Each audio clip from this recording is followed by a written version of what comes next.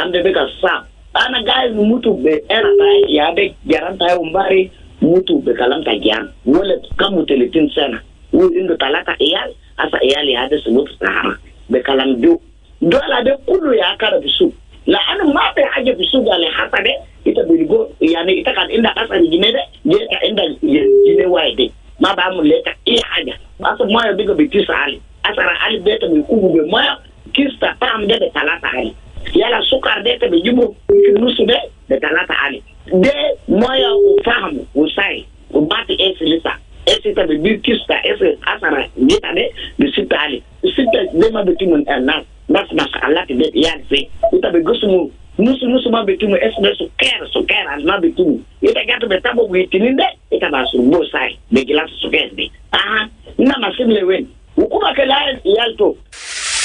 Sounds of the Week on iRadio, your eye on South Sudan. Live from Juba, on air and online. This is iRadio News. Hello, this is iRadio News. First, here are the headlines. A report by the Swiss Aid has alleged that Kenya is supporting the smuggling and resale of gold sourced from South Sudan, Sudan and the Democratic Republic of Congo. The African Union Peace and Security Council is expected to reiterate its demand for the release of detained politicians, including first Vice President Dr. Riek Machar, in a session on South Sudan tomorrow. And the office of the governor of Central Equatorial State has denied widespread claims suggesting that a plan is underway to relocate the state capital from Juba to Yei River County. This is stories and more coming to you in this news bulletin with me, Lasuba Memo. And now the news in detail. A report by the Swiss Aid has alleged that Kenya is supporting the smuggling and resale of gold sourced from South Sudan, Sudan, and the Democratic Republic of Congo. The report released late last month showed that Kenya has, over the last 10 years, grown as the popular smuggling hub for gold, primarily destined for the United Arab Emirates, especially Dubai. Emmanuel Joseph Akile reports.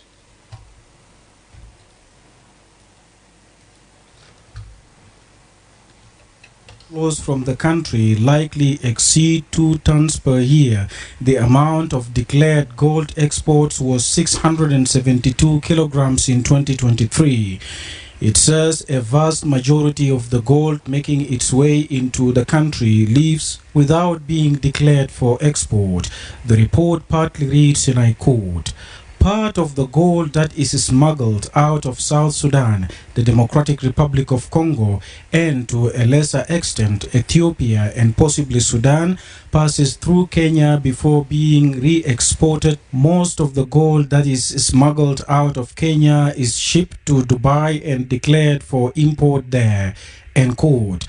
Swiss Aid further said it interviewed industry experts and evaluated government records, adding that for most years since 2019, declared imports of gold from Kenya into other countries are higher than Kenya's gold production and declared imports. This leads the non-governmental organization to conclude that there are inbound illicit gold flows.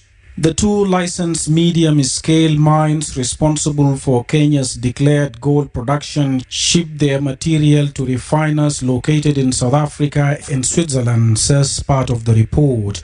Reports have surfaced about secret gold transactions involving Sudan's Rapid Support Forces, suggesting that Sudanese gold is being transported through Jomo Kenyatta International Airport en route to Dubai. In response to the growing gold smuggling, Kenya is set to establish a mining police unit and is pushing for regional certification of germs. On Monday, June 9, 2025, South Sudan's Ministry of Mining called for an urgent crackdown on rampant gold smuggling at Juba International Airport, labeling the illicit trade a major challenge to the nation. Matiok Santino Akwe, Undersecretary in the Ministry of Mining, stressed that the illicit mineral trade is significantly hindering the ministry's operations. He stated The smuggling of gold and precious minerals has become a great challenge for the Republic of South Sudan, undermining our performance. Akwe then urged law enforcement agencies and all relevant stakeholders to immediately report any suspicious activities related to mineral smuggling. He underscored that the Ministry of Mining possesses the sole mandate to license all gold and mineral exports. Akwe warned that any exportation of minerals without proper authorization is a violation of the law and can lead to arrest and prosecution of violators. To tackle this growing problem, the ministry recently convened a crucial meeting with national and international partners. The gold mining industry, though not fully controlled by the government, employs tens of thousands of artisanal miners. Majority of artisanal miners are unregistered and operate illegally, even though the law requires individuals to register with the Ministry of Mining so they can be assigned to specific areas to operate. This makes monitoring of their activities and enforcement of mining regulations very difficult. Locals use crude traditional means and equipment to dig the gravel. They pan the soil and gravel in water to recover small gold particles. The law stipulates that all mining without a license becomes illegal, including artisanal mining. However, locals who have dug for gold for ages are not aware of the government's mandate to control the activity. Across mining sites in the country, there is no presence of relevant government institutions in the mining and exploration areas. Consequently, no monitoring, no substantial sensitization and consultation, no conflict prevention, and no support are possible. Mining communities say they feel completely neglected and think that the government is interested only in company operations. In 2020, the Bank of South Sudan announced plans to purchase crude gold locally in a bid to boost the country's economy. The particular area of focus was Kapoita, where thousands of artisanal miners are engaged in the gold business. But the plan failed as local miners in Kapoita prefer selling their gold to Somali nationals who set up the price above the government price. In South Sudan, local buyers buy gold from miners and sell it to larger buyers in regional towns such as Kapoita. From there, dealers take the gold to Juba either by air or by car, or over the border to Uganda or Kenya. Most of the gold produced in South Sudan is smuggled out of the country. The main supply chains run from South Sudan across Uganda and Kenya, and it also moves to the DR Congo and Sudan. Many consignments are also flown out of Juba. The direction in which gold moves is largely determined by the proximity of the closest border. The main border posts used for this purpose are Nimule, Elegu, and Kaya, Uganda, and Nakodo, Kenya. For gold moving by air, it moves from Juba primarily to Uganda, Dubai, and China. Reporting for iRadio News, Emmanuel Joseph Akile. Thanks, Emmanuel Joseph Akile. The African Union Peace and Security Council is expected to reiterate its demand for the release of detained politicians, including first Vice President Dr. Riek Machar, in a session on South Sudan tomorrow. Maria Johnson reports. The Council says it may also request the AU Commission chairperson to task a head of state and an AU member state to work with the guarantors of the revitalized peace agreement and the Committee of Five to facilitate dialogue between the leaders of the main signatories to restore confidence and culminate in a joint public declaration affirming their commitment to peace. According to the AU, the session is expected to reiterate that the 2018 Peace Pact remains the most viable and relevant agreement for sustainable peace and stability in South Sudan. The AU Peace and Security Council may call for immediate and unconditional cessation of hostilities and restoration of strict adherence to the permanent ceasefire, with IGAD's ceasefire and transitional security arrangement, monitoring and verification mechanism Citizen VM, reinforced to ensure compliance. A Echoing the UN, AU, IGAD, and peace monitoring body RGMEC meeting last month, the Council may also call for the full and scaled-up return to an implementation of the peace agreement and the transitional process with the full and effective participation of the signatories of the deal. Apart from following up on its proposed policy measures from previous sessions, tomorrow's session is expected to help the Council take stock of both the political and security developments on the one hand and the diplomatic efforts underway, including the steps taken by the AU. Building on the mission of the Panel of the Wise and the joint AU-IGAD visit, the statement of the Quartet may help structure the Council's deliberations on additional steps to be taken to arrest the deteriorating situation and put the transitional process in South Sudan back on track. The AU said following opening remarks by Innocent Sheo, permanent representative of Tanzania to the AU and chairperson of the PSC for June, Bankole Adeyo, AU Commissioner for Political Affairs, Peace and Security, is expected to deliver a statement. Jura Makama Biswaro, special representative of the chairperson of the AU Commission for South Sudan and head of the AU office in Juba, Ismail Wise, IGAD Special Envoy to South Sudan, and representatives from the AU Panel of the Wise and AU Ad Hoc Committee for South Sudan are also expected to deliver briefings. The representative of South Sudan as a country of concern is also expected to make a statement. The session follows the Council's 2 sessions on South Sudan held on 18th and 31st March, respectively, in response to the deterioration in South Sudan's political and security landscape since renewed violence erupted on 4th March. Reporting for iRadio News, I am Barrier Johnson. Thank you indeed, Barrier Johnson. The Office of the Governor of Central Equatorial State has denied widespread claims suggesting that a plan is underway to relocate the state capital from Juba to Yei River County. In a statement issued this morning, the governor's press secretary, Wake Simon, described allegations as false, misleading, and politically motivated. Simon stated that Governor Agustino Jadala has not approved, supported, or been pressured into any such move. On behalf of the governor, I wish to state unequivocally that these allegations are not true. They are baseless, misleading, and politically motivated. At no point has the governor been involved in such engagement. He has not been sanctioned or endorsed any plan to relocate the state capital, neither has he been complicit in any scheme to alter the status of Juba ulterior motives. The allegations, which have been circulating on social media platforms, claim the alleged relocation is part of a wider scheme linked to land grabbing and the displacement of indigenous communities around Juba. He said claims that the governor is being coerced or placed in a difficult position over the matter are entirely untrue.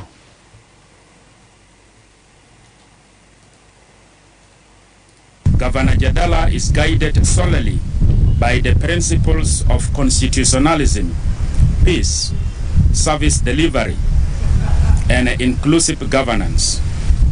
We urge the public, stakeholders, and the media to treat such narratives with utmost discontent and to focus on facts, not fear-mongering. The governor continues to serve with integrity and remains dedicated to preserving unity and stability across the state. The statement urged public stakeholders and media to disregard the claims and focus on verified information. The governor, it adds, remains committed to serving with integrity, preserving unity and stability across Central Equatorial State. The Community Empowerment for Progress organization has raised concern over what it describes as poor compliance by government officials with the resolutions of the 8th Governors and Administrative Areas Forum. The executive director of the Community Empowerment for Progress organization, Edmond Akani, says a midterm review carried out by the civil society organizations shows national ministers, state governors and chief administrators have not fully implemented the forum's resolutions. He said the forum, which brought together the national government, state governments, and administrative areas is meant to enhance service delivery and public governance across the country. Our finding in summary of the mid-review is that the compliance of our leaders at national level, at states level, at administrative area level on the implementation of the resolutions of the 8th Governors Forum is below expectation. Why below expectation? It's due to the following reasons. Number one, we realize that the regular change of political leaders, it have huge impact in affecting states, national government, and administrative areas compliance with the resolutions that are adopted in the 8th Governors Forum or the previous Governors Forum. The second reason is that there's no any financial commitment from the national government or from the state's government or administrative areas government towards the implementation of those adopted resolutions. Yakari also faulted the National Legislature and the Council of States for failing to play an oversight role in ensuring compliance with the forum's resolutions. The SEPO boss also pointed to growing political disagreements among top leaders, warning that this is threatening peace, governance, and service delivery in the country. Before international news, the UN Food Agency, WFP, in partnership with the Ministry of Agriculture and other partners, is inviting South Sudanese entrepreneurs in agriculture to apply for the second phase of the Ignite Food Systems Innovation Challenge 2025, which offers grants worth up to $4,000. Other partners involved include AfriLabs and Seed Grow Company Limited. Dr. Ayi Quir, a program policy officer at WFP, said that the grant also includes training related to the submitted business proposals alongside essential business skills through mentorship packages. According to Mr. Quir, the catalytic grant ranges from $10,000 to approximately $40,000, depending on the level of innovation, feasibility, and adherence to the established funding criteria. Speaking exclusively to iRadio Sundown Show yesterday, Dr. Quir said, the support comes in two dimensions. One is the catalytic grant that we are giving, ranging from $10,000 to about $40,000 in US dollars. This will be based on the level of innovation that you're bringing in, how feasible it is, how scalable it is, and the criteria that has already been set forth. That is in terms of that particular grant. Another support that they are going to receive is through the technical support. They will be provided with the training based on the business submitted in for. That level of innovation will be nurtured, and you will be provided with the business skills that you require to be able to nurture that particular, either through training in class or through mentorship and coaching. On her part, Foni Sarah, a lead consultant with Seed Grow Company, says that the second edition of the challenge aims to address food insecurity, climate impacts, and emerging opportunities among agri-entrepreneurs in some parts of the country.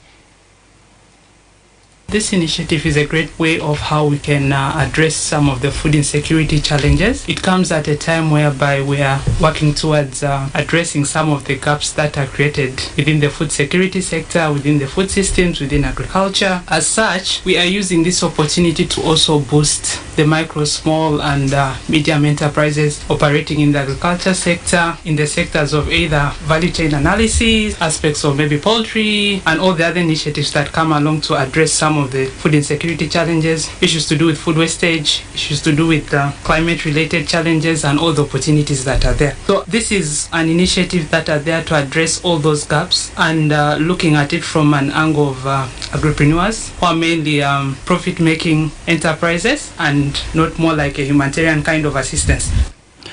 Tito Awen Bol, Ignite focal person at the Ministry of Agriculture, says that applicants must be legally registered businesses operational for at least 2 years and contributing to food security or climate resilience in South Sudan. Application is purely online. There is no manipulation. If one goes to the NGOs forum, you will get the link. Then you fill it by yourself without assistance from anywhere, without interference or manipulation from anywhere. Then there is handle for submitting. So that one is showing that the whole process is quite transparent. So there is no issue thought that maybe there is manipulation. So coming to the documents that are required, if someone want to apply, an organization or a company should be legally registered and operational in South Sudan for the last 2 years. Again, such agripreneurial company should have been operating in agricultural or food system related kind of operation or activities. Mostly it should be engaged in crop production, livestock, agricultural technology or agro-processing, food distribution, climate smart farming or post-harvest handling and management. Meanwhile, Monica Lomoy is encouraging young people, women and old South Sudanese to apply, stating that the grant is not a loan. Say the process is very transparent. First, we are not going to give it like a loan. That should be removed from the minds of people. It's a grant, equity grant free. It's not a loan. And before you're given the grant, a thorough due diligence is carried out on the company that is applying for you to be given the grant. So we encourage young people, we encourage women, we encourage South Sudanese to apply. Let's contribute together to fight food insecurity. The Ignite Food Systems Innovation Challenge 2025 aims to identify and scale innovative solutions that can strengthen food systems in the 3 regions of South Sudan where the project is currently being implemented. This is iRadio News, and now to the international scene, here is Madrama James.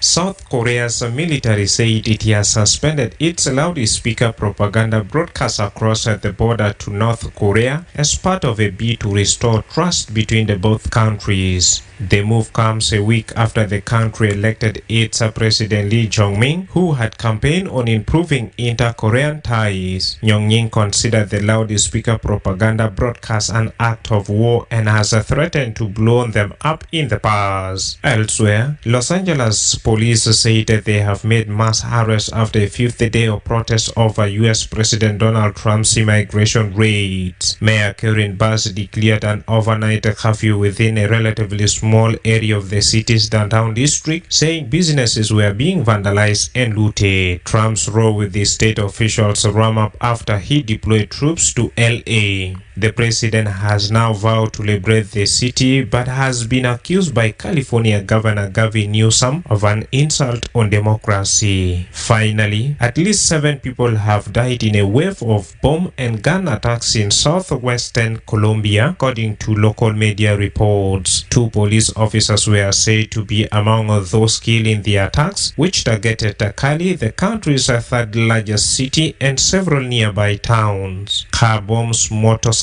bombs, Rafale fire, and suspected drone were reportedly used in the attacks. The Colombian Ministry of Defense said a 19 attack had taken place. Thanks, Madrama James. And now to the world of sports. Here is Emmanuel Joseph Akile.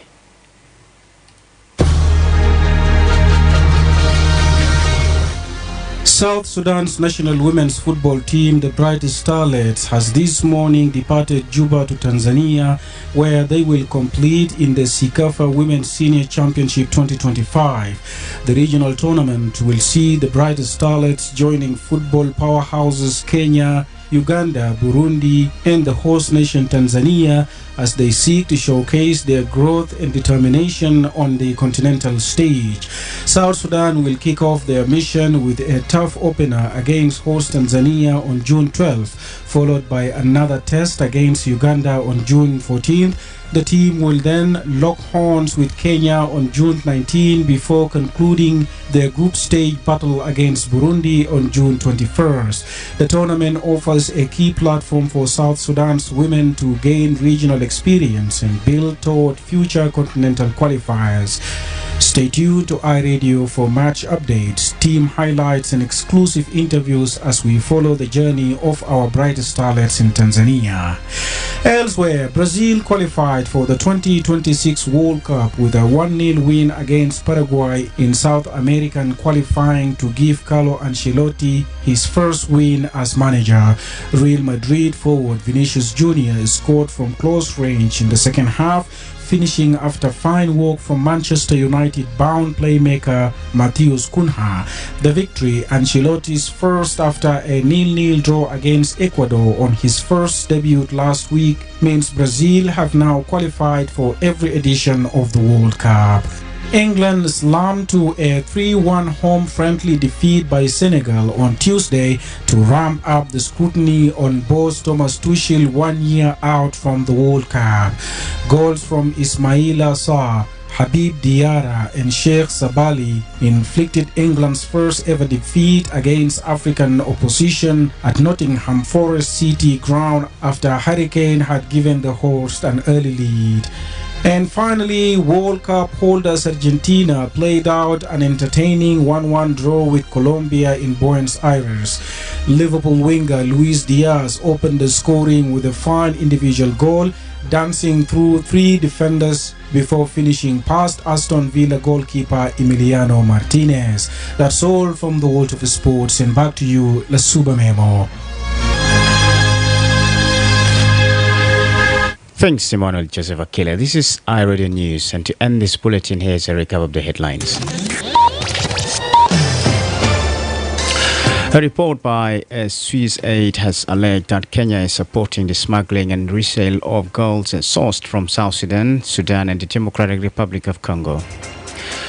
The African Union Peace and Security Council is expected to reiterate its demand for the release of detained politicians, including first Vice President Dr. Riek Machar, in a session on South Sudan tomorrow. And the office of the governor of Central Equatorial State has denied widespread claims suggesting that a plan is underway to relocate the state capital from Juba to Yei River County. That's the end of iRadio News. If there's a story or an event you'd like iRadio to cover or report about, please send us a text message at +21 925 287 It's also a WhatsApp number. Follow us on X at iRadio Juba, like our Facebook page iRadio, subscribe to our YouTube channel at iRadio South Sudan. You can also listen to us online at www.iradio.org. Stay tuned for the news in Arabic at 12:30. I am Lasuba Memo. Thanks for listening.